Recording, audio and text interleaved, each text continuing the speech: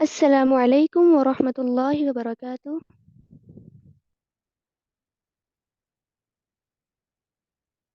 امید ہے کہ آپ سب انشاءاللہ تعالی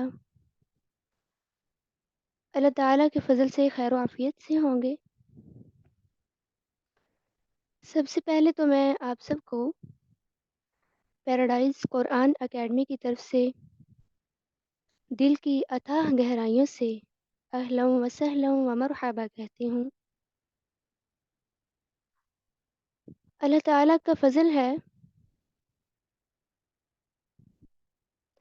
کہ وہ اپنے دین کے لیے اپنے خاص بندوں کو چنتا ہے جسے وہ توفیق بخشتا ہے۔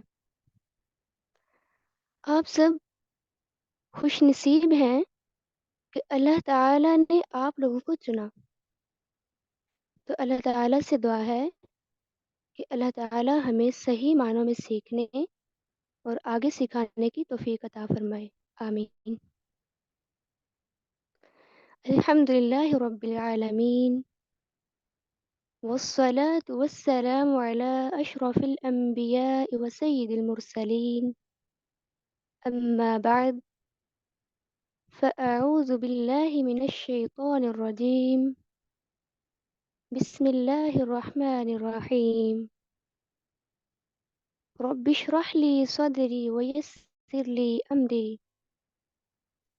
واحلل عقدة من لساني يفقه قولي، اللهم فقهنا في الدين، آمین۔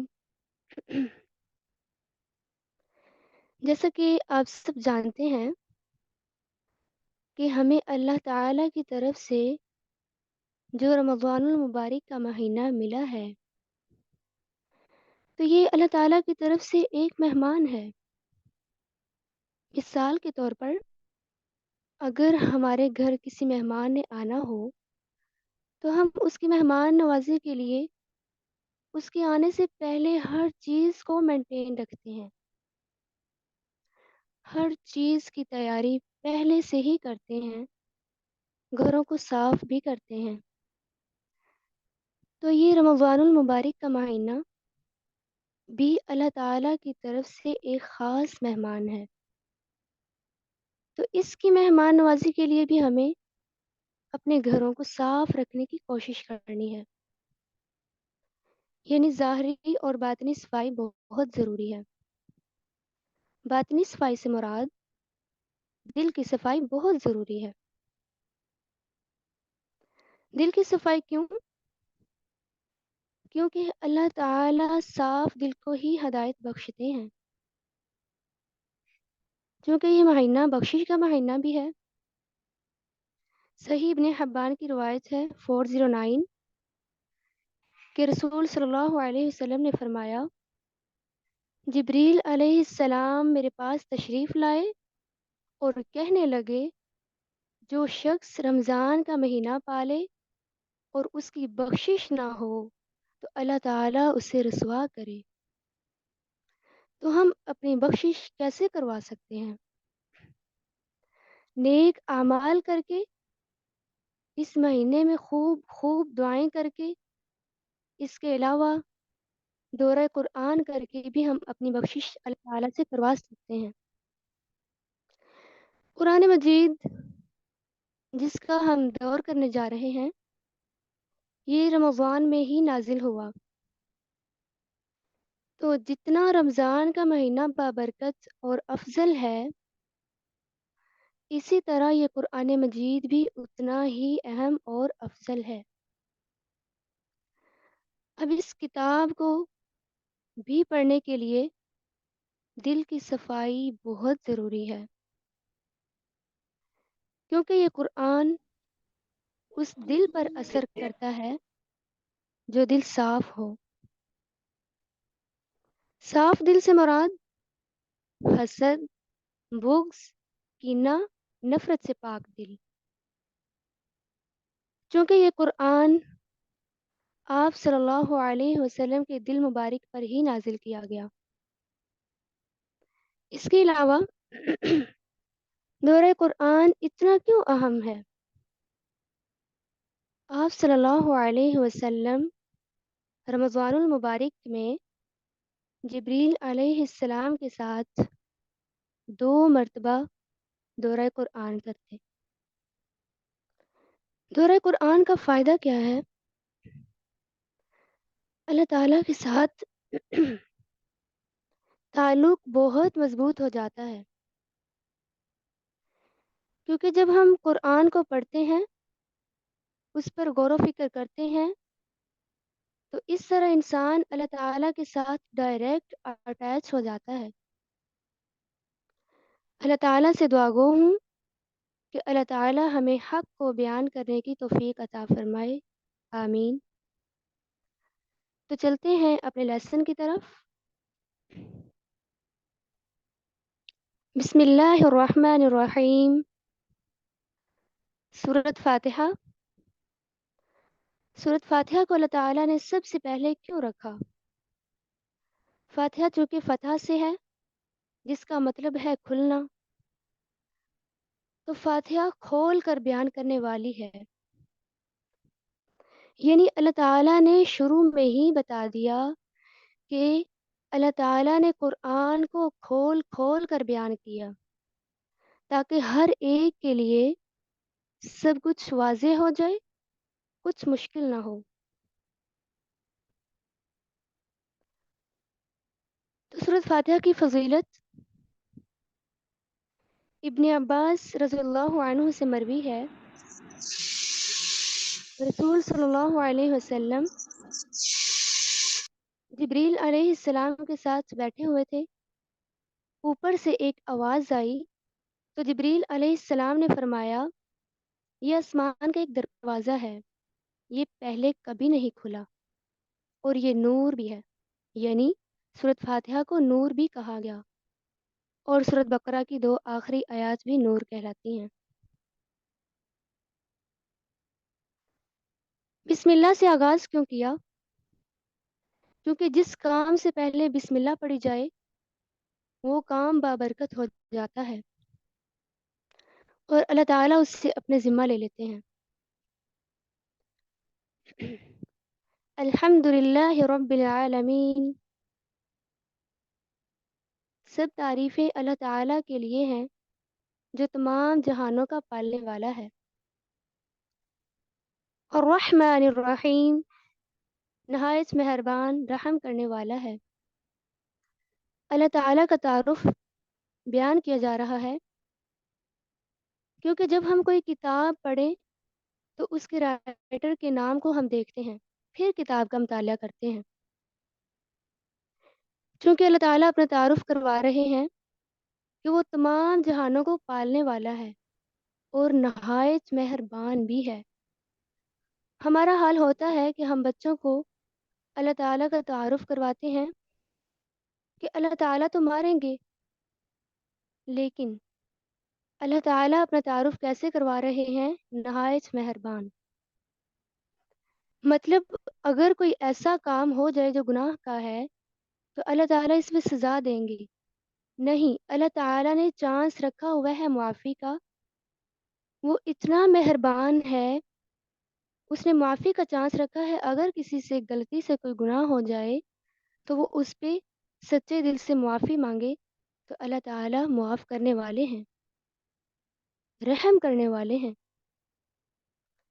مالک یوم الدین، مالک ہے یوم جزا کا. اپنا تعارف کروانے کے بعد اللہ تعالیٰ نے آخری دن کا تعارف کروایا، کیونکہ آخری دن کا مالک بھی وہی ہے. اگر ہمیں آخری دن کا پتہ ہوگا کہ اللہ تعالیٰ نے بدلے کا دن رکھا ہوا ہے تو ہم پھر اچھے اعمال کر سکیں گے. اسی لیے اللہ تعالیٰ نے ساتھ ہی ساتھ آخری دن کا بھی تعارف کروا دیا. ایاک نعبد و ایاک نستعین، ہم تیری ہی عبادت کرتے ہیں اور تجھ ہی سے مدد چاہتے ہیں. سب سے پہلے اللہ تعالیٰ کا تعارف، پھر بدلے کے دن کا تعارف. اس دن کے لیے کرنا کیا ہے؟ عبادت. اور کرنی بھی کس کی ہے؟ اللہ تعالیٰ کی. اور مدد بھی کس سے مانگنی ہے؟ اللہ تعالیٰ سے. کس چیز کی مدد مانگنی ہے؟ اہدنا الصراط المستقیم، ہماری رہنمائی سیدھے راستے کی طرف کر۔ کس چیز کی دعا؟ سیدھے راستے کی۔ اگر سیدھا راستہ ملے گا تو ہدایت ملے گی، تو ہی جنت میں انسان جا سکتا ہے۔ پھر اس کے بعد کون سی دعا؟ صراط الذین انعمت علیہم غیر المغضوب علیہم ولا الضالین۔ انعام یافتہ بندے، انبیاء، صدیقین، شہداء، یعنی جس طرح وہ نیک تھے ان جیسی دعا کرنی چاہیے کہ اللہ ہمیں بھی ان کی طرح نیک بنا۔ غیر المغضوب سے مراد یہود ہیں، یعنی اللہ ہمیں ان میں سے نہ کرنا، اس چیز کی دعا کرنی چاہیے۔ یہودیوں سے بچنے کی دعا کرنی چاہیے کہ اللہ ہمیں ان میں سے نہ کرنا۔ ولا الضالین سے مراد نصارہ ہیں، جن کو پتہ ہی نہیں تھا کہ ایمان کیسے لانا ہے اور اس پر کیسے عمل کرنا ہے۔ اس کے بعد سورہ بقرہ، اس میں گائے کا ذکر بیان کیا گیا ہے، اس وجہ سے اس کا نام سورہ بقرہ رکھا گیا۔ بسم اللہ الرحمن الرحیم۔ سورہ بقرہ کی فضیلت، رسول صلی اللہ علیہ وسلم نے فرمایا، جس گھر میں سورہ بقرہ پڑھی جائے شیطان اس گھر سے چلا جاتا ہے۔ دوسری فضیلت، یہ قیامت کے دن بادل کی طرح آئے گی اور اپنے پڑھنے والے کے خلاف جھگڑے گی، یعنی سفارش کرے گی۔ الف لام میم، الف لام میم، حروف مقطعات سے آغاز ہوا سورت کا۔ حروف مقطعات کا معنی اللہ تعالیٰ ہی بہتر جانتے ہیں، لیکن بعض مفسرین کہتے ہیں کہ انہی حروف سے مل کر قرآن پاک بنا ہے۔ ذالک الکتاب لا ریب فیہ ھدی للمتقین۔ پہلے پیچھے اللہ تعالیٰ نے اپنا تعارف کروایا، پھر قیامت کے دن کا تعارف کروایا، اب اس کتاب کا تعارف کروا رہے ہیں۔ یعنی اس کتاب میں کوئی شک نہیں ہے، سب کچھ جو بھی بیان ہوا حق ہی بیان ہوا ہے۔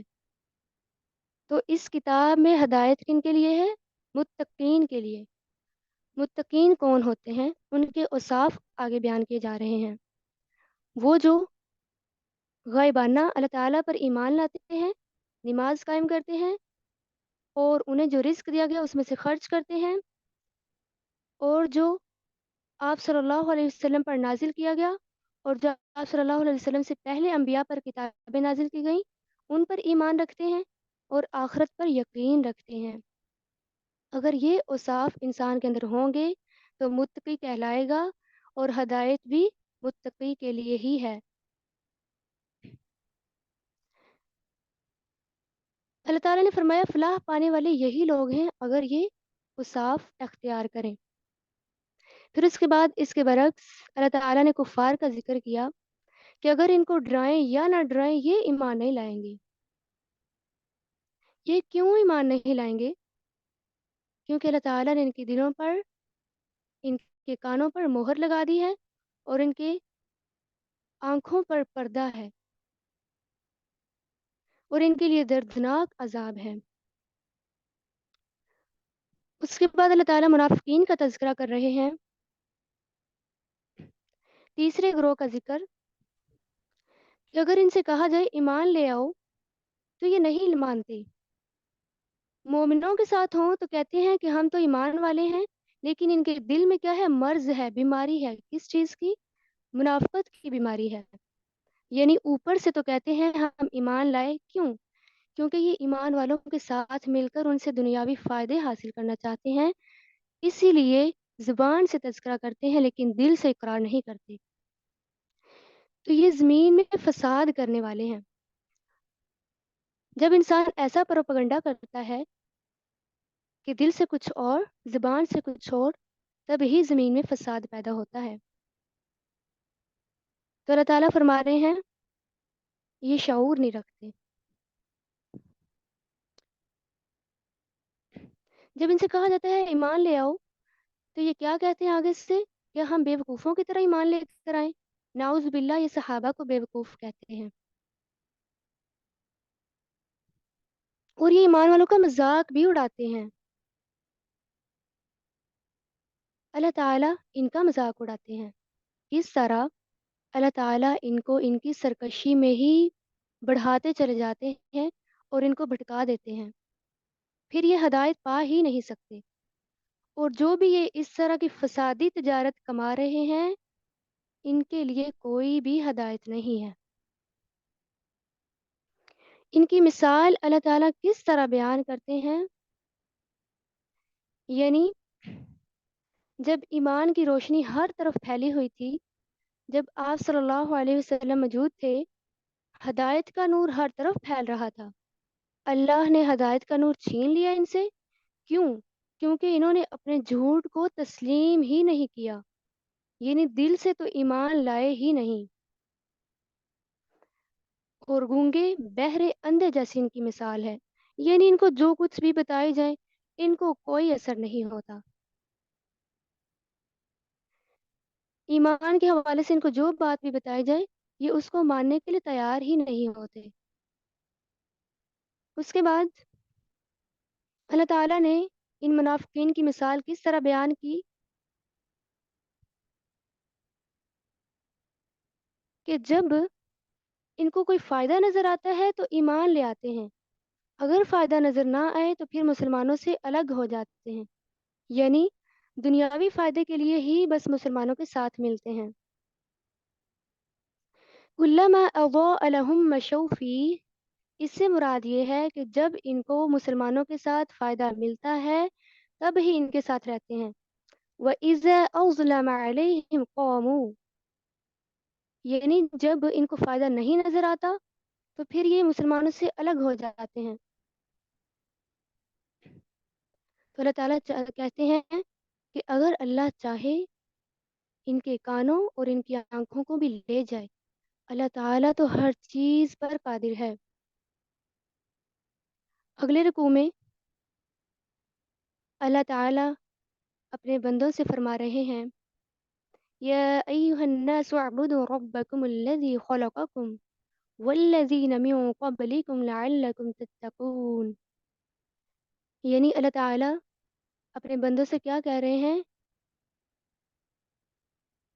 عبادت کرو اس کی جس نے تمہیں پیدا کیا اور انہیں جو تم سے پہلے تھے تاکہ تم متقی بن جاؤ. تو تقوی اختیار کرنے کا طریقہ کیا ہے؟ عبادت کرنا. اور کس کی عبادت کرنا؟ اللہ تعالیٰ کی.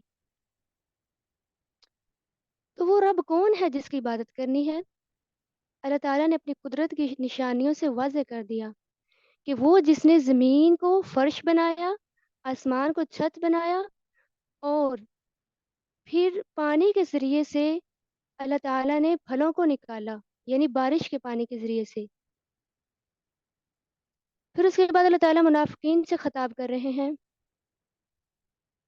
چونکہ منافقین کہتے کہ یہ تو گھڑی ہوئی چیز ہے قرآن پاک، نعوذ باللہ آپ صلی اللہ علیہ وسلم نے خود گھڑ لیا ہے. تو اللہ تعالیٰ فرما رہے ہیں کہ اگر تم اتنے ہی سچے ہو، اتنے ہی ایمان والے ہو، تو پھر کوئی ایک صورت لے ہو تم بھی گھڑ کے اس طرح کی. اللہ تعالیٰ کہہ رہے ہیں یہ ہرگز ایسا نہیں کر سکتے. اگر یہ کریں بھی تو ان کے لیے کیا ہے؟ دردناک عذاب ہے، ان کے لیے آگ ہے. پھر اس کے بعد اللہ تعالیٰ ایمان والوں کو خوشخبری دے رہے ہیں کہ جو نیک اعمال کریں گے ان کے لیے کیا ہے؟ باغات، جنت میں باغات ہوں گے جن کے نیچے سے نہریں بہتی ہوں گی اور پھل بھی ہوں گے. اللہ تعالیٰ دو لوگوں کا تذکرہ اس لیے کرتے ہیں، یعنی جنت والوں کا اور جہنم والوں کا ایک ہی ساتھ اللہ تعالیٰ اس لیے تذکرہ کرتے ہیں کہ کون کس چیز کو چوز کرتا ہے. تو ہمیں انشاءاللہ تعالیٰ ایمان والوں کی جو کریکٹرسٹکس ہیں ان کو چوز کرنا ہوگا. اس کے بعد اللہ تعالیٰ بیان کرتے ہیں ان اللہ لا يستحی ان یضرب مثلا ما بعوضة فما فوقها. یعنی شاید اللہ تعالیٰ کیا کہہ رہے ہیں کہ یہود جب کہتے کہ یہ قرآن میں مثالیں ہی کیوں بیان کی گئی ہیں، مثالیں ہی مثالیں ہیں۔ تو اللہ تعالیٰ فرما رہے ہیں کہ اللہ تعالیٰ تو مچھر کی مثال بیان کرنے سے بھی نہیں شرماتے، کیونکہ اللہ تعالیٰ مثال اس لیے بیان کرتے ہیں، مثالوں سے بات اچھی طرح سمجھ آ جاتی ہے۔ تو ان مثالوں سے ہدایت ان کو ملتی ہے جو غور و فکر کرتے ہیں ان مثالوں پہ۔ فاسق ہی صرف بھٹکتے ہیں، یعنی نافرمان۔ آگے اللہ تعالیٰ صلہ رحمی کا حکم دے رہے ہیں، یعنی جب ان سے کہا جاتا کہ صلہ رحمی کرو، آپس کے رشتہ داروں کو جوڑ کر رکھو، تعلق جوڑ کر رکھو، لیکن یہ کیا کرتے؟ انہوں نے اللہ تعالیٰ کے عہد کو توڑ دیا۔ انہوں نے کیا کیا؟ زمین میں فساد کے ذریعے سے آپس کے تعلقات کو بھی توڑنا شروع کر دیا۔ ان کی اصل ہی کیا ہے؟ اللہ تعالیٰ ان کی اصل بیان کر رہے ہیں کہ اتنی سرکش کیوں ہے یہ، حالانکہ انسان اتنا حقیر پیدا کیا گیا ہے۔ اللہ تعالیٰ فرما رہے ہیں کہ تم مردہ تھے، تمہیں زندہ کیا، پھر تمہیں موت دی، پھر تمہیں زندہ کیا، پھر تم اسی کی طرف ہی لوٹائے جاؤ گے۔ اور اللہ تعالیٰ قدرت کی نشانیوں سے واضح کر رہے ہیں کہ وہ رب کون ہے۔ کیوں یہ اللہ تعالیٰ کو مان نہیں رہے؟ وہی ہے جس نے زمین، ہر چیز یعنی آسمان کو بھی پیدا کیا، پھر آسمان پر وہ مستوی ہوا۔ وہ تو ہر چیز کا علم رکھنے والا ہے۔ اگلے رکوع میں اللہ تعالیٰ آدم علیہ السلام کا واقعہ بیان کر رہے ہیں۔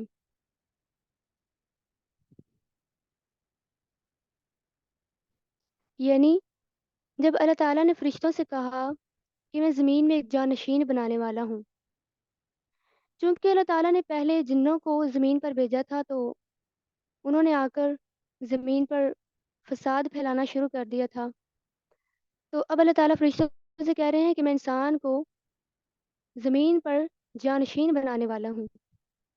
تو فرشتوں نے کہا، اے اللہ، کیا تو ایک ایسے انسان کو بھیجے گا جو زمین پر جا کے فساد کرے، خون بہائے؟ ہم تیری تسبیح کے لیے کافی ہے نا؟ تو اللہ تعالیٰ نے فرمایا، جو میں جانتا ہوں وہ تم نہیں جانتے۔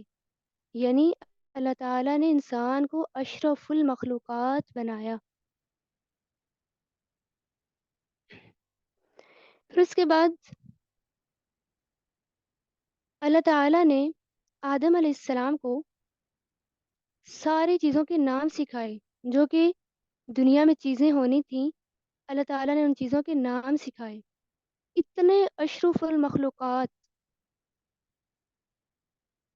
اللہ تعالیٰ نے پھر جب آدم علیہ السلام کو فرشتوں پر پیش کیا کہ ان کو ان چیزوں کے نام بتاؤ، جب آدم علیہ السلام نے بتائے تو فرشتوں نے کہا کہ اے اللہ، تو واقعی ہی جانتا ہے۔ اللہ تعالیٰ نے پھر فرمایا، کیا اب بتاؤ، کیا میں نہیں جانتا؟ میں تو زمین و آسمان کے غیب بھی جانتا ہوں، مجھے پتہ ہے میں نے کیا کرنا ہے۔ تم جو ظاہر کرتے ہو، تم جو چھپاتے ہو، میں سب کچھ جانتا ہوں۔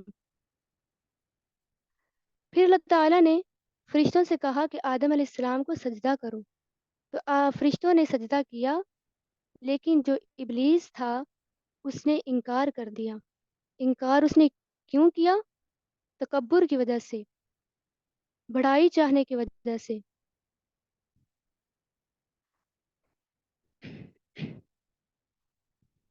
پھر اللہ تعالیٰ نے آدم علیہ السلام کی پسلی سے حوا علیہ السلام کو پیدا کیا۔ ان دونوں کو اللہ تعالیٰ نے جنت میں ٹھہرایا، اور اللہ تعالیٰ نے کہا کہ ایک درخت کے قریب نہیں جانا، وہ درخت اللہ تعالیٰ ہی بہتر جانتے ہیں۔ تو شیطان تو انسان کا ہے ہی دشمن، وہ تو جنت سے نکلوانا ہی چاہتا ہے انسان کو۔ تو شیطان نے آ کر ان دونوں کو بھٹکانا شروع کر دیا کہ اس درخت سے پھل کھا لو۔ تو آدم علیہ السلام اور حوا علیہ السلام نے پھل کھا لیا، تو اللہ تعالیٰ نے ان دونوں کو بے لباس کر دیا اور کہا، میری جنت سے اتر جاؤ۔ پھر وہ اپنے اوپر پتوں کے ساتھ اپنے جسم کو ڈھانپنے لگے۔ جب اللہ تعالیٰ نے ان کو جنت سے نکال دیا تو اس سے پتہ چلتا ہے کہ اگر اللہ کی نافرمانی کی جائے تو انسان جنت میں نہیں جا سکتا. کیونکہ آدم علیہ السلام اور حوا علیہ السلام نے زمین پر آ کر اللہ تعالیٰ سے معافی مانگی. شیطان نے پھر بھٹکانا چاہا تھا لیکن انہوں نے اللہ تعالیٰ سے معافی مانگ لی تھی تو اللہ تعالیٰ نے ان کو معاف کر کے جنت کی پھر سے بشارت سنا دی. اگلے رکوع میں اللہ تعالیٰ بنی اسرائیل کا تذکرہ کر رہے ہیں.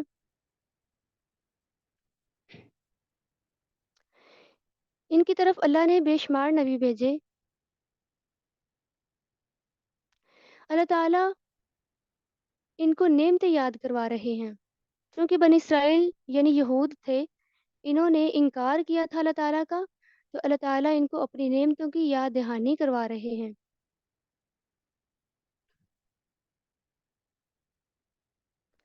اللہ تعالیٰ نے چونکہ ان کو امام بنایا تھا تو وہ نعمت اللہ تعالیٰ ان کو یاد کروا رہے ہیں. لیکن انہوں نے کیا کی؟ ہٹ درمی کی، تو اللہ تعالیٰ نے ان کو امامت سے بھی محروم کر دیا. اللہ تعالیٰ نے ان کا ذکر قرآن کے شروع میں اس لیے کر دیا تاکہ جو انہوں نے کام کیے ہم ویسے نہ کریں. یہ کیا کرتے تھے؟ حق اور باطل کو مکس اپ کرتے تھے. نبی صلی اللہ علیہ وسلم کی آمد کی خبر سب سے چھپا رہے تاکہ